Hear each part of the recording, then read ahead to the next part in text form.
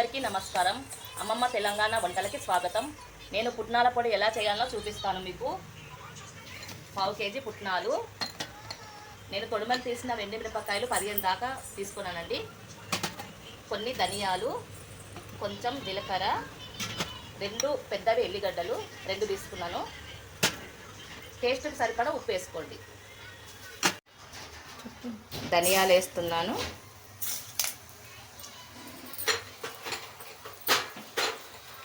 జీలకర్ర వేస్తున్నాను,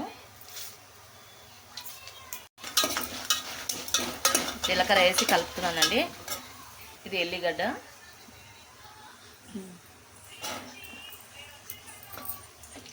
ఇప్పుడు అన్నీ కొంచెం సేపు కలుపుకోండి. ఇది చల్లారినాక మిక్సీలో వేయాలండి.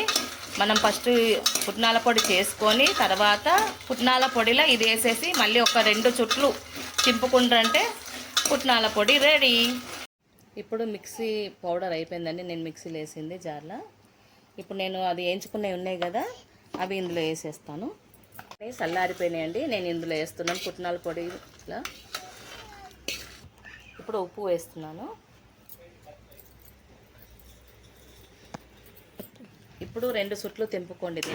పుట్నాల పొడి రెడీ అండి. ఇది వేడి వేడి అన్నంలో నెయ్యి వేసుకొని తింటే చాలా బాగుంటుంది.